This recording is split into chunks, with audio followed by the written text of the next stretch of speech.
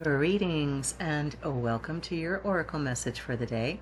I am Kat Morgan and I welcome you to this video, to this channel, and to this space. I am so glad that you are joining us. Thank you so much.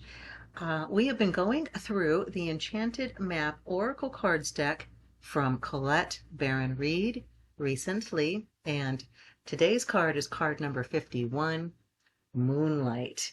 So beautiful illustrations and lovely messages, but before we get into the message that's in the book, I want to connect with the image of the card and get that energy that's coming directly to us through this image. We've asked for clarification or guidance, confirmation on something, or there's some message, there's a piece of information that we're going to get from this card, from the image, from the messages that are coming through me as a channel and to you directly just looking at this image. So if you have an opportunity to put your hand over the screen, you can actually touch the screen if you don't have an interactive screen, and your hand is full of touch points, chakras, energy centers that are connecting to all of the other chakras in your body and outside your body as well, because you have some external energy points as well. So putting your hand over that image and getting that energy directly from the card itself is also helpful. Card number 51 obviously reduces down to a 6, one of the Tesla perfected numbers, 369. We've been getting a lot of those just consecutively in the past few readings, and this is a collective reading and it's timeless. So whenever you come across this video, it's the right time for you to be getting this message. But the number 6 is a very powerful number. It's a great number. It's 2 3s, so very much almost a portal card rather for this. And Moonlight, when I think of this card, obviously I think of the Moon tarot card in traditional tarots, and this is a very similar kind of energy. We've got an owl silhouetted almost coming out of this, looks like maybe a half moon, I want to say, from what is illuminated and what is not.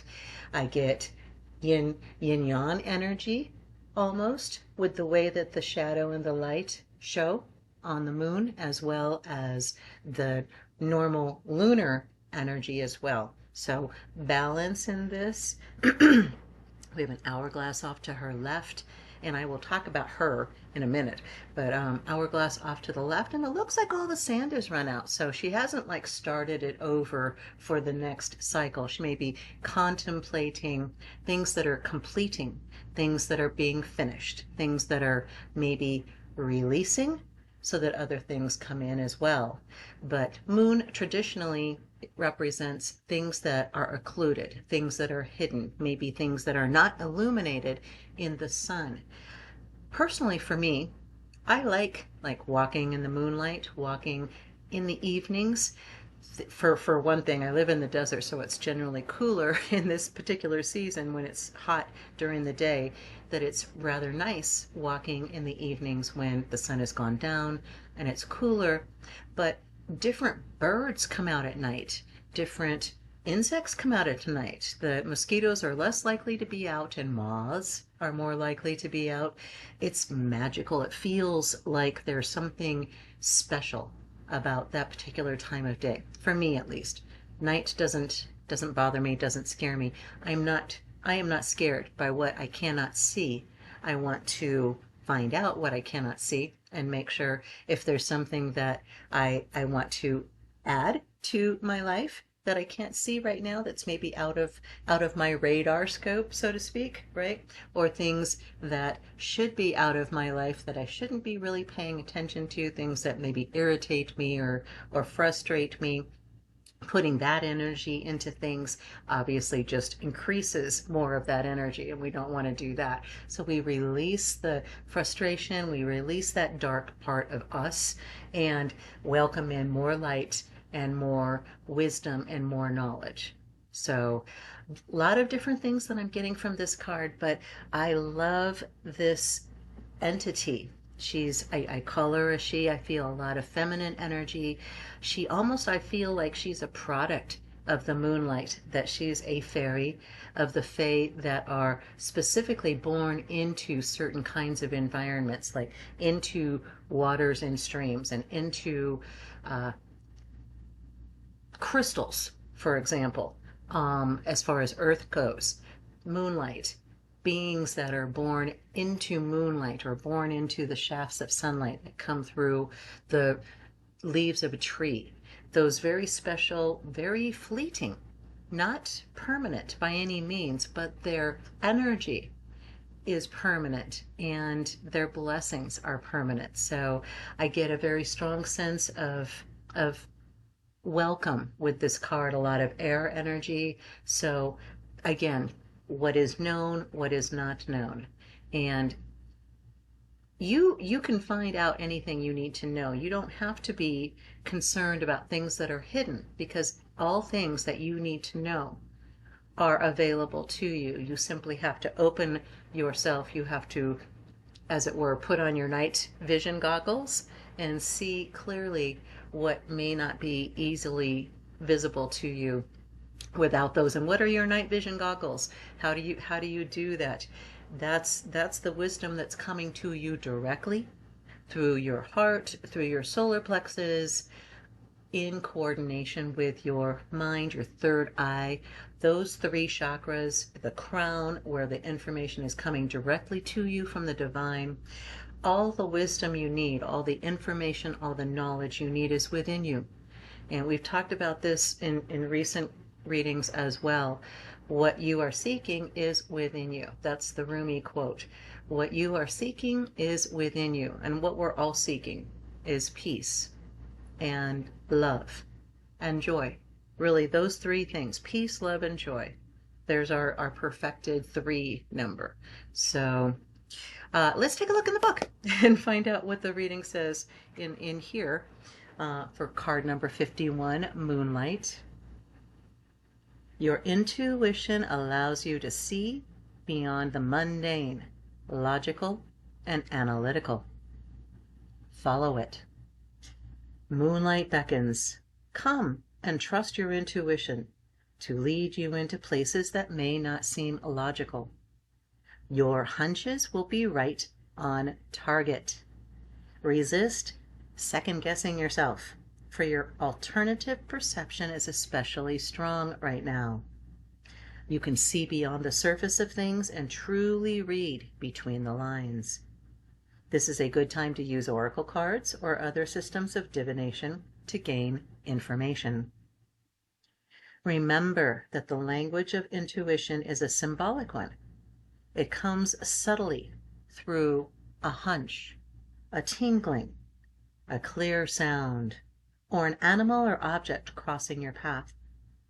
Spirit is sending you messages to help you now. Success is yours if you follow the signs. Ooh, I like that. I like that a lot, and very much like what I was talking about. The one thing to keep in mind: intuition, like all other tools that you've got, can be sharpened, can be refined, can be even stronger and more accurate. How do you make your intuition more strong, more accurate? By using it more, by trusting it more. Those night vision goggles get clearer as you get more familiar with how to use them, how to fine tune and adjust the focuses and the settings. That's all your intuition. So if you're coming across a situation that you aren't sure what to do with, it's occluded. The moonlight is kind of hidden some things and maybe illuminated some things, but they look different. They're not recognizable as something that, yes, that's the right way to go with that. Yes, that's the right thing to say. Yes, that's the right path to take. There may be things that you don't see without those night vision goggles, without that intuition. Close your eyes. You can see through your third eye when the other 2 eyes are closed, or when you're not paying attention to what you're seeing externally, because the third eye is connected to the quantum field, the Akashic records. And those things you can't see with your eyes in the sockets in your eyeballs itself. That's not where that vision comes from. You may see things that confirm or don't confirm what your third eye sees with those Akashic records, the quantum field. It's all the same thing. We just use different words for it. But it's all the same thing. And it's all right there. It's touching us all the time. We are living in the quantum field. We are living quantum beings. We forget that. Our magic, our power comes from remembering that. So trust your intuition. The more that you use it, the stronger and the more accurate you'll be able to read it. Things like when you're driving to work, if you feel like, I should change lanes, just change lanes. Don't second guess it. If you get a gut feeling, I really should change lanes now, change lanes. There's a reason why you're getting that information. If you're having a conversation with somebody and you start to say something and you're like, nope, I don't think I want to say that. Don't say it. Trust your intuition. Don't second guess yourself. The more that you rely on those things, and sometimes you may read it wrong to begin with. Sometimes you may change lanes and it ends up being there's a traffic accident and that lane is closed and you have to get back out of it. Okay? There are times where you're going to, as you're developing this skill, you may read the readings wrong. You may read the information incorrectly or not absolutely correct. So just the more that you use it, the better it gets. And you use it for everything. Should I buy this blouse? Should I send this email? Should I listen to this video? Every single thing that you do is important and it's significant. You are important. What you are doing affects everybody. So use your intuition. It is there for you. It is a tool for you available. And the more that you use it, the better you'll get at using it. So that's our message for the day. I love this. Use your intuition, honey. What did it say? Success is yours. Success is yours if you follow your intuition. So I love you. You are amazing. I know you don't see it. You don't think so. You think I'm just saying these words. You are mistaken. You are amazing. I love you. If you feel so inclined to like and or subscribe to the channel, it helps the YouTube algorithm help other people find the videos and find the channel. I don't get any money from this. And the more it grows as a channel, the stronger our impact is going to be on the planet as a whole and our lives individually as well. So feel free, if you haven't already done so, to like and or subscribe. If you have a comment you would like to share, please feel free to do so as well. This is a safe space, and obviously any kind of comments that are derogatory or anything like that will be removed. But I love hearing your comments. I love hearing your feedback. Started the community pages for the weekly tarot reading. Be sure to check that out if you haven't already. That was a request from a listener. So absolutely, I do listen to your comments, and I do every time. Love them. I will comment on them. You guys will always get my response because that's the only reason why I'm here, is for you. So I love you. Have the most amazing, fantastic day. Namaste and ciao for now.